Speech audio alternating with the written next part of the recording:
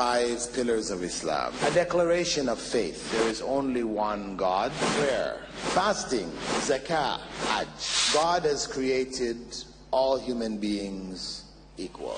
As we accept differences amongst brothers within our own families, why can't we accept differences among brothers in humanity in our own points of view about life? Do you know what Islam is? It's a way of life for all. It is taught in the Quran for big and small. Islam is a way of life, a complete way. Alhamdulillah, all praise is due to Allah. We praise Him with all His beautiful names. I greet you all with the Islamic greetings. Assalamu alaikum wa rahmatullahi wa barakatuh. May peace and blessings of the Almighty God, Allah, be upon all of you all. We have a topic, building bridges between Hindus, Christians and Muslims. So this is going to be a more of an interactive session on Q&A. And this question answers are allowed only for the brothers and sisters of other faiths. This is a purely an exclusive session for them. We have Dr. Bilal Philips. So we'll straight away go on to this session. So I request Dr. Bilal Philips to just introduce Islam briefly and start the question and answers. I would first, after praising God and asking that His peace and blessings be on all of His prophets, like to welcome all of our non-Muslim guests here.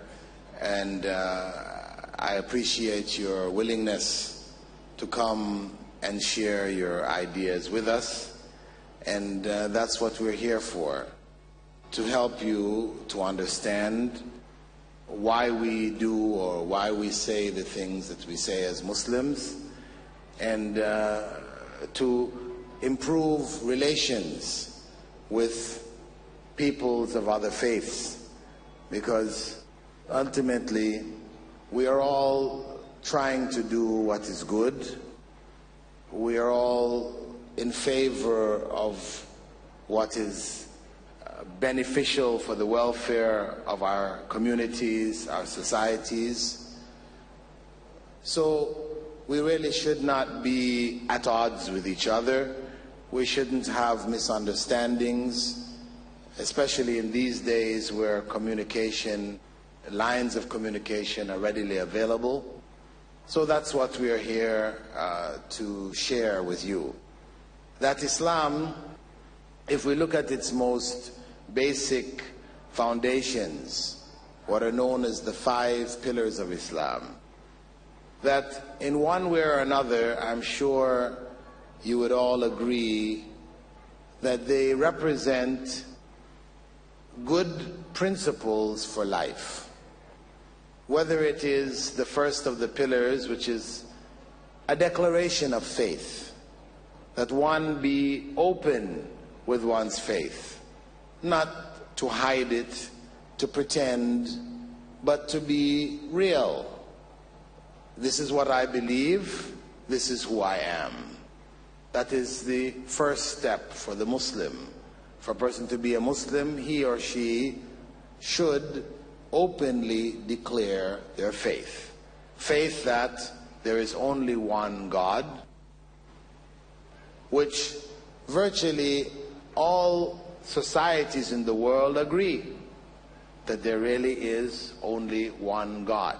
But how that God is perceived is where we find differences of understandings, etc.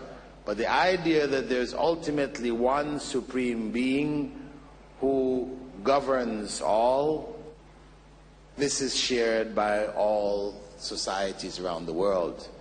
And for the believing people, we are the majority. Those who claim that there is no supreme being, they are in fact a small, strange, abnormal minority. This is reality. I know those of you who are visiting who may be atheists might say, why would you want to say that? Well, This is what history shows us. Wherever we go in the world, whatever age, whatever society, whatever civilization, backwards, developed, underdeveloped, people believe in God.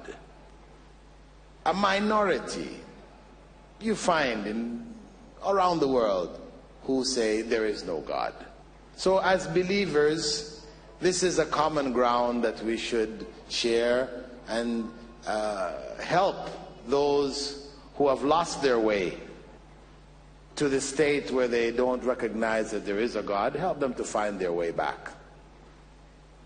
And of course, for a Muslim, there is added to the basic declaration of faith that there is only one God, that the one who informed us of that, the messenger of God known as Muhammad ibn Abdullah, who was born in the 6th century after the time of Christ, he conveyed that message, and he not only conveyed it in word, but he also conveyed it in deed.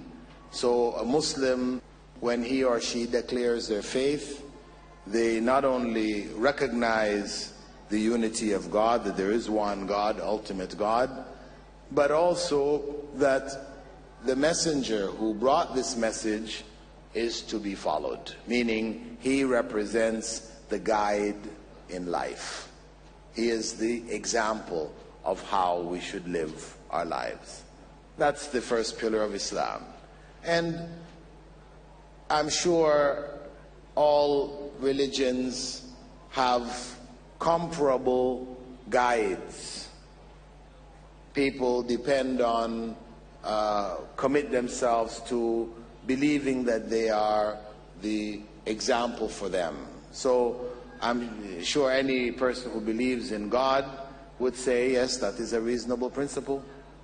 We should have guides. We should have somebody to show us how to live a good, righteous, pious, beneficial life.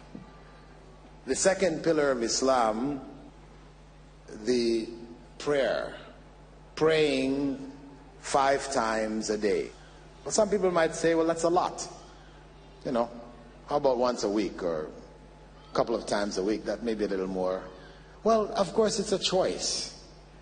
If a person commits himself or herself to pray 5 times a day, in other words, trying to communicate with God 5 times a day, trying to remember God 5 times a day, we say the more the merrier. Really, nothing bad about that. Even if you as an individual may personally feel it's a bit too much for you, but still, the idea if somebody wanted to do that's a good thing. Because the more we remember God, the better people we will be. So, again, the second pillar of Islam, 5 times daily prayer. No believer in God would say, hey, that's not good. No. The third pillar, fasting. Fasting in the month of Ramadan. 1 month every year, Muslims are required to fast for 30 days. Daylight hours. And fasting is something instituted in virtually every religion. Even if people today don't do it, we go back into the scriptures, you will find the people of the past did. So if we're not doing it and they did it, it means somehow we slipped off the path a bit. We need to get back on the path. Because fasting was prescribed by God because it is good for human beings, whether physically or spiritually. And of course, the spiritual concerns are the greatest. Fasting, which teaches self-restraint, control of one's basic desires, so that throughout the rest of the year, when we're not fasting, the lessons learned in fasting should be applied. And of course, all of what we're talking about here are ideal principles that people should strive for. Now, I know you might say, but I know some Muslims who fast every year and they don't seem to be very restrained. They don't manage to restrain themselves at all. Well, probably because they're not fasting as they were supposed to fast. And because there are principles and rules for fasting. There is the letter of the law. You don't eat or drink or have sexual relations between dawn and sunset. That's the letter. But there's also spirit, where the Prophet said that the person who doesn't give up backbiting, telling lies, cursing, God has no reward for their fast.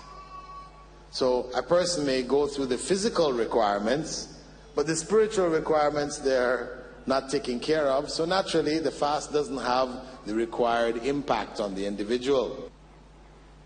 The fourth pillar of Islam is zakah, or charity, which is an obligation on every member of the community who has surplus wealth.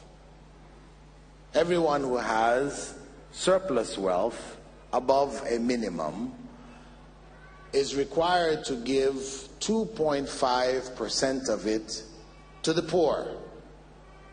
Not to the church, the temple, or the mosque, or to the imam or the priest, but to the poor. Recirculating some of our surplus with the needy members of the society and the community. And again, anyone who believes in God, even if he didn't believe in God, he would say, that's a good thing. That's beneficial. It is helpful. And the last of the pillars, the one which might be a little different, that of the pilgrimage, Hajj, the fifth pillar of Islam, where Muslims once every year gather, some 3 million strong. It is a requirement once in a lifetime for those who are able. Those who are not are required to desire it. And what it represents is a celebration of the diversity of humankind and the greatness of God. Because as a Muslim here, Muslims of India are taught that God has created all human beings equal. Doesn't matter what so-called race they belong to, caste or position in society, etc., they are really all equal and one. But the reality of it isn't experienced until a person goes to Hajj. When a person goes to Hajj, goes to Mecca, he meets there, or she meets there, people from all parts of the world. And the universality of that message of the oneness of humankind comes alive on a scale which is unimaginable, except for those who actually get there and see it. It's very difficult even to describe. But it's a celebration of that variety and of the fact that there is one God that brought them there, who created them and brought them there. And it is also many of the rites performed there, rites of worship, are focused on Prophet Abraham and his willingness to sacrifice his own son at the command of God. Muslims accept Prophet Abraham as one of the prophets of God, and we as Muslims are required to believe that God sent prophets everywhere in the world. Over 124,000 prophets. Prophets were sent everywhere. Well, of those that have remained, those that we know of, Prophet Abraham is one who is spoken about quite often in the Quran, and his sacrifice, his willingness to sacrifice his son, is commemorated in the rites of Hajj itself.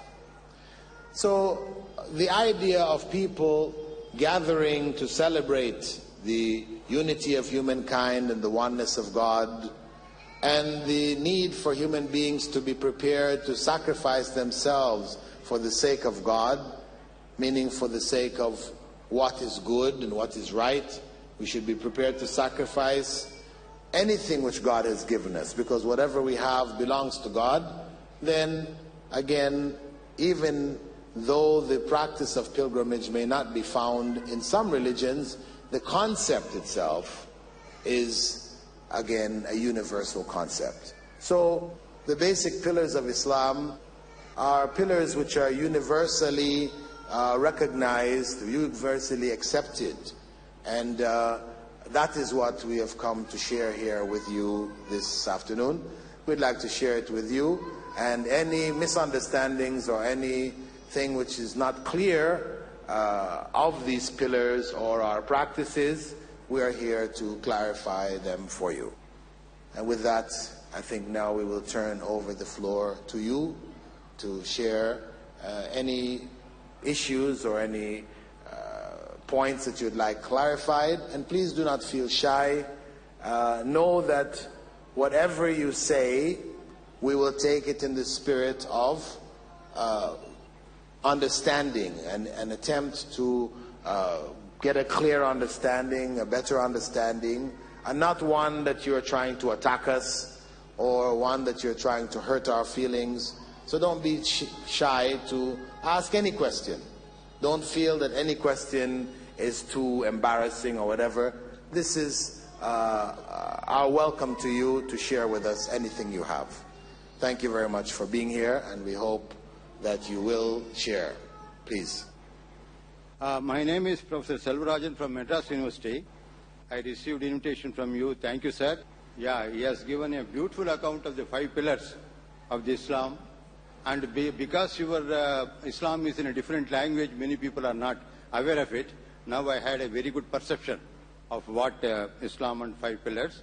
Sir, our President Abdul Kalam has been telling that we must have a vision of universal brotherhood and a global family. I think you must have heard of our President Abdul Kalam. But when we go to airport or when we get into flight, we are always suspecting everyone and searching all suitcases, everything. Life is full of tension. When do you think this global family would come up? Thank you. Well, I think that the global family will only come when we are able to understand each other on the most basic levels. If we are unable to understand each other, if there are tensions amongst us between ourselves and our neighbors, our communities from state to state or whatever, we have not established that communication, those open lines of communication on the most basic levels, then we cannot expect it to appear on the higher levels. Perhaps maybe we're thinking from the top down, but we need to think from the bottom up. So we need more and more gatherings of this type, shared by various communities where we can share our beliefs with each other and come to mutual understandings and to work out whatever problems and misunderstandings exist amongst us. Because truly we are one humanity, we are from the same origin, and as we accept differences amongst brothers within our own families, why can't we accept differences among brothers in humanity in our own points of view about life? Dr. Rajan, I am a scientist from the Ministry of Agriculture, and I am also a member from the International Association of Lions Clubs, wherein I have participated in the international conference in Denver, Colorado, USA last year. And I am also the World Constitution World Parliament member that was constituted in Virginia University. And now I have one question. God is one. We represent different religions for worship. We human beings representing from various religions for worship. And why we embrace Islam? Kindly enlighten this point. As far as Muslims believe, and now we're talking about sharing belief, right? Muslims believe, yes, that there is only one God. there is only one human race. Even though we've been told there is a variety of races, no, there's just one. And therefore, the need of human beings to worship God, to live in accordance with God's will, that need is fulfilled through God revealing one religion. Because human beings don't have different needs in that sense. We all have the same emotions, the same psychology. Our organization of societies may differ because of technology and things, but basically it's the same. We have a family structure, we have communities, we have states, wherever you go. In history, no matter how far back you go in time, it is the same situation. Human beings have not changed. So we believe that when God created the first two human beings, Adam and Eve, He taught them, He informed them of how He wanted them to live. That we call religion. How He wanted them to live, because He gave them guidelines in terms of how they should relate between themselves, interpersonal relationships, how they should relate to the world around them, which God has provided for them, and how they should relate to God. That religion is not restricted to just how you relate to God, but how you also relate to each other. How do you deal with the environment around you? So religion, the religion of God, was taught to Adam and Eve, the first two human beings. First two human beings who Allah or God created, they were taught the religion of God.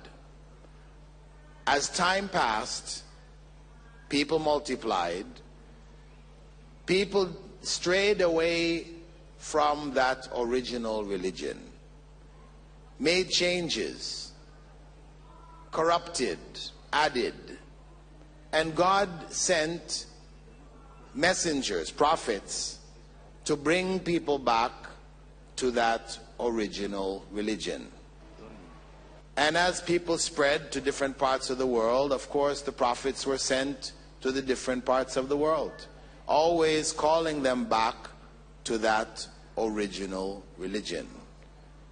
Islam holds, as Muslims claim, that that original religion was Islam. That Islam itself means submission to the will of the Creator, Sustainer of this world, the one God, who in Arabic His name is Allah. That one God who is not material of the creation, but the Creator Himself. So submission to the will of God, meaning submission to the commandments and instructions of God, that is what Adam and Eve were told to do. And this is what describes that final revelation of that same religion according to the teachings of Islam. So we believe, really, yes, there should be one religion. But human beings are free to make their own choices. Human beings are free to choose for themselves what they feel is best for themselves. And in the end, they will be accountable to God for their choices. That is the sum of our belief with regards to that. My name is Dr. S. Ramu. I am not a Muslim, but I was born and brought up in a Muslim atmosphere, educated completely in a Muslim school. I am tremendously influenced by the teachings of Prophet Muhammad and what is contained in the Quran. And I happen to go through English as well as Tamil version of Quran. For a long time, I have been raising a simple doubt which I want to present here. Take for example, Christianity is being preached and followed almost all over the world, because I think it is being propagated in the language of the folk, in the language of the people, where it is being propagated. For example, in Tamil Nadu, most of the Christian propagations are made in Tamil. People are allowed to worship Jesus Christ or to do any kind of worship in the vernacular language, in the local language. Whereas Islam is insisting on the Arabic language only. I think that is the major impediment for people to follow Islam and to understand what is contained in Quran. Therefore, is there any solution for this, that prayer or worship can be allowed in the local languages? Quran can be translated in almost all languages and made cheaper, available to the people, so that even the common man can understand Islam and follow. And this question I place before you, and I seek some answer. Is there any positive solution for this? Because the language can easily attract people. A Tamil language through which you can spread Islam, the good teachings of Islam. Nowadays, Islam is being the most misinterpreted religion. It is being deliberately done by some section of the society, which is not acceptable. I don't accept such a miscreant propaganda. Therefore, I request, is there any solution for this problem? And will you allow local languages to be followed in your worship? Thank you very much. Arabic also allows Muslims to worship together wherever they are. If I went to Peking and people called the adhan, the call to prayer, in Chinese, then I wouldn't know, because the mosques in China don't look like the mosques in India. There's not a special shape that a mosque has to take. It's just a place of worship. It could be a room, a single room. So the adhan, or the call to prayer, is done in Arabic, so that if I happen to be in Peking, I would know that there is a mosque here, and I would enter that mosque. And if the imam, the one who leads the prayer, led the prayer in Chinese, I wouldn't know what is going on either. But since prayer is done in Arabic, I can join in his prayer. So the Arabic becomes a unifying force for Muslims throughout the world. Wherever they go, regardless of their languages, they're able to pray together. Furthermore, as my brother mentioned, it is the language of the original revelation. And Muslims are all enjoined and encouraged to learn some Arabic, to stay in contact with the words of God, of Allah, as they were revealed. As he said, translation gives you an idea of the meaning, but the words of God themselves have their own beauty, have their own impact. So the translation of the meanings of the Quran has been done in most of the major religions of the world. We have the Quran's meanings translated into Tamil. This is an example of the Tamil translation of the meanings of the Quran, as well as many other languages. So we appreciate your suggestion, and I hope you've understood the reasoning. Next question, please. I'm Nirmal Raj. I was told by my Muslim friends that God created us to worship Him. And those people who are worshipping Him, they'll go to heaven, and those who are not worshipping Him, they'll be passed into the hell. And my doubt is that our whole purpose of life is only to worship God? Or do our life have some other purpose? And if so, what is the actual purpose of our life? When the Quran states that God created, Allah created human beings and the spirit world we know as the jinn, solely for worshipping Him, that means that for Muslims, according to Muslim belief, that is the essential purpose of life, to worship God. But we have to ask ourselves, what do we mean by worship? See, if we think of worship as merely calling on God and asking Him when we have a need, then that is not what is meant by the statement that we were created to worship God.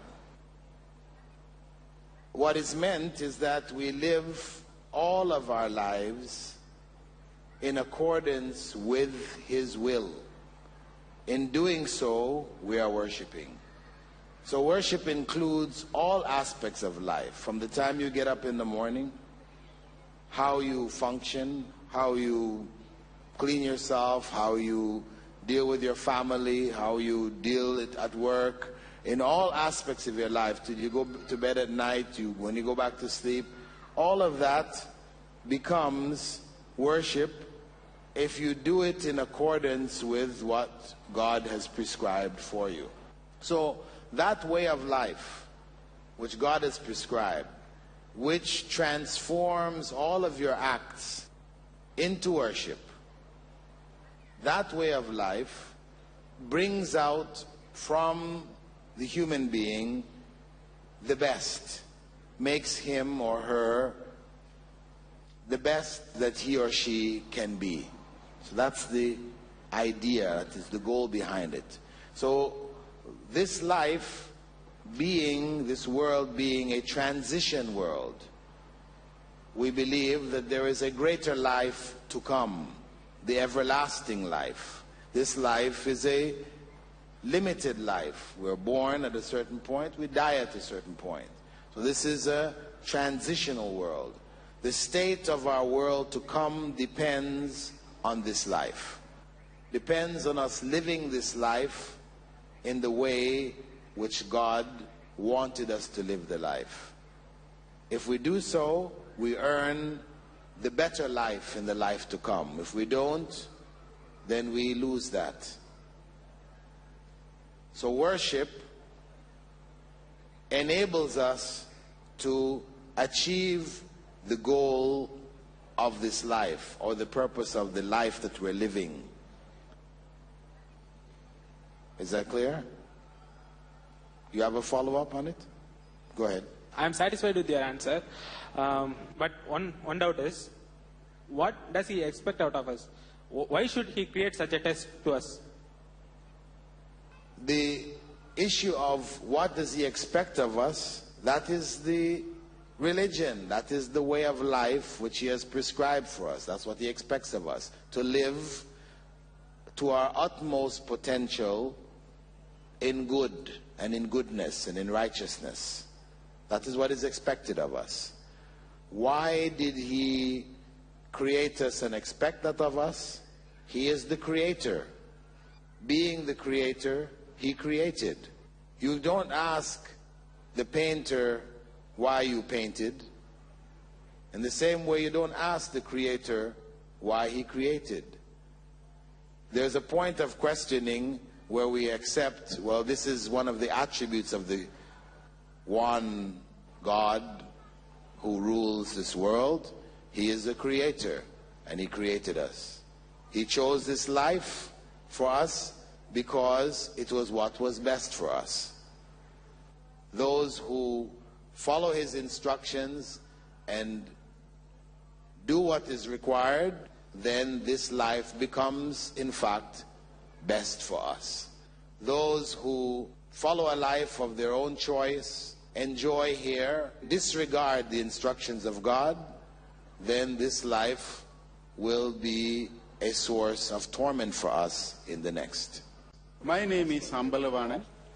Throughout my life, my observation of all the religions, this is my perception. I am not casting any aspirations. The meaning of forgiveness and forgiveness and tolerance, is it wanting in this religion? Because the way in which you have put the invitation, the aftermath of the September 11th incident, the Islam's tolerance and Islam's forgiveness principle, you need much more explanation or much more level of tolerance. Because I find that Islam, it's only my perception, it's not my view, doesn't have that much of tolerance and forgiveness as other religions. Please.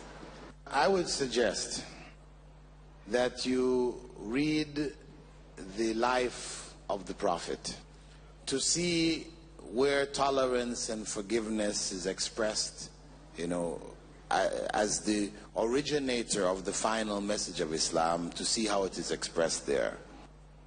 And if you read also the Quran, you will find tolerance and forgiveness and mercy expressed throughout it. In fact, each chapter of the Quran is begun with the phrase Bismillahir Rahmanir Rahim, in the name of Allah, the Beneficent, the Most Merciful. So that is the teaching of Islam. If you find some Muslims intolerant, and I won't deny that they may not have been, and they're not around today too, that is their individual practices or ignorance or whatever, emotionality or whatever. But that is not the teaching of Islam. If we consider, for example, the greatest example, one of the big examples from the life of the Prophet, that when he was driven out of Mecca with his followers, and followers were murdered, their wealth taken, eventually, after some 10 years, he came back and reconquered Mecca without a fight. Mecca surrendered. And the people of Mecca were wondering what is going to happen to us, because how we treated you previously, we killed you and did all these different things to you. Then they were expecting what they normally do when they capture an area is they kill everybody. They slaughter them, they take their women and wealth, and this is what they were doing. So they asked him, what are you going to do to us? You are one of us. Are you going to be merciful to us? He said, go all of you, you are free. Go all of you, you are free. That was his magnanimity. That was his generosity. That was his kindness. That was his tolerance. And that is the example throughout actually Muslim history. If we look at the great points, we look at the difference between when Salahuddin, if you're looking at conquering, for example, when Salahuddin conquered Palestine. Palestine had been conquered by the Crusaders 100 years before. And when they came in, according to Crusader history, they massacred all of the inhabitants. Their horses marched in the streets with blood up to the ankles of the horses. They massacred not only the Muslims, but the Jews who were there, as well as the Christians who didn't follow their own brand of Christianity. And when Salahuddin conquered Jerusalem, he spared everyone. He spared everyone. No life was taken. And that was in keeping with the example of the Prophet. Before him, Omar, the second caliph, took Jerusalem. And he did the same. So there was an example set by the Prophet. Historically, people follow that example for the most part, but there are examples in history where people didn't. So when we are to look at these different examples, we judge them according to the original example. We say, well, this is what Islam actually taught, but these people did something other than its teachings. So Islam really is a religion full of tolerance, full of forgiveness. But sometimes we find that Muslims aren't. My name is Ramnathan, I'm a former employee of the United Nations. I would like to know the meaning of the term Hadith. Hadith meaning conversation, literally in English translation, or something new. From the context, the technical term in Arabic, it refers to the sayings, actions, approvals of the Prophet. Represents, the Quran represents direct revelation. Yes, it came on the tongue of the Prophet, but it's direct words of God recorded and memorized. Then the implementation of the Quran says pray, but doesn't tell you how many times to pray, when to pray, how to pray. It just says pray. The Hadith now clarifies the details. So the Prophet's life, may God's peace and blessing be upon him, is contained within the Hadith as the example. Is there any sisters of other faiths there? As per God's word, Islam believes in God's birth, Jesus Christ's birth and his second coming. And why it doesn't believe in God's death? Please kindly explain me. As you said, Islam believes in God's birth. No, we don't. We believe in Jesus' birth. God, one of the basic attributes of God is that he is eternal. Once we say that God is eternal, to speak about his birth or his death is contradictory. He is without beginning, without end. Everything else of his creation has a beginning and has an end. So we don't speak of God's birth, nor do we speak of God's death. We speak of Jesus' birth, and we do not believe that Jesus was God. Jesus, we believe, was a prophet of God. We do believe he was born of a virgin, that Mary was not married. In Islamic tradition, in the Quran, you will not find any mention of marriage there at all. So we do believe in the virgin birth.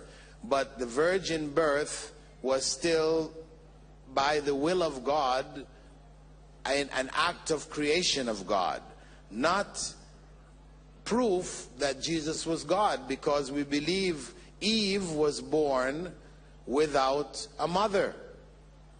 So if Jesus was God because he was born without a father, then what do we say of Eve? Furthermore, Adam was born or came into being without father and mother. So what do we say of Adam?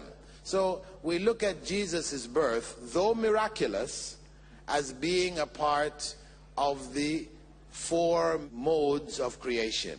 God may create us without a father and mother, or with father and mother, or without a father, or without a mother. These are the four possibilities. Yes. One of the most confusing words which we have in Islam is jihad. I would like to know the real meaning and the purpose of jihad. Jihad, Arabic word, means to struggle, to strive, to do something good, to overcome something evil. The Prophet said, may God's peace and blessings be upon him, the best jihad is a perfect hajj, perfect pilgrimage. Because in going to make pilgrimage, you have to control yourself. People will step on your toes, people will, maybe you'll lose some of your provisions. You know, you will find difficulty. And people crush together, 3 million people in one location. You can imagine. There will be people's tempers, all these things will be there. And you will be driven to want to argue or to shout or to get upset. But you're told to be calm, to be patient. The perfect hajj, which one is able to get through those 8 days without flying off the handle, you know, arguing with people next to you, shouting at somebody else, but patiently bearing whatever difficulties you find. So the Prophet said this was the best jihad. Hajj was the best jihad. So this is telling us that the term jihad, though today it is associated with picking up a gun and trying to kill somebody, this is not the original meaning of the term. Now, jihad has a variety of different levels. It may require that one picks up a gun, to defend one's life or to defend one's community where one comes under attack. Yes, this is there too. But it starts at the most basic level in the heart. On another occasion, the Prophet had said that the greater jihad is the jihad of the heart, where one struggles against the evil tendencies within the heart, because God has created us with an awareness of both good and evil. Each human being is born with that. And religion is supposed to help that good side, support the good side, help the person to make the right choices. But still, it is the individual who has to make those choices. So when that individual struggles against his or her evil tendencies, they are involved in jihad at the most basic level. And if one cannot engage in that level of jihad, then none of the other levels are true jihad. Because we do this for the sake of God, believing that this is what is pleasing to God. This is what God wants from us, that we be good people, we promote goodness, we live goodness. So on the basic level, which is required of us, if we cannot do that, then even on the highest levels where we're fighting, offering our lives up, supposedly to defend the faith or the believers or the country of the believers or whatever level it is, it will be missing that most vital component. And the Prophet had said that such a person who fights there without that vital component, in fact, will not earn the reward, will not be a true martyr, will in fact end up a loser in the next life. So jihad is the struggle against evil on all levels.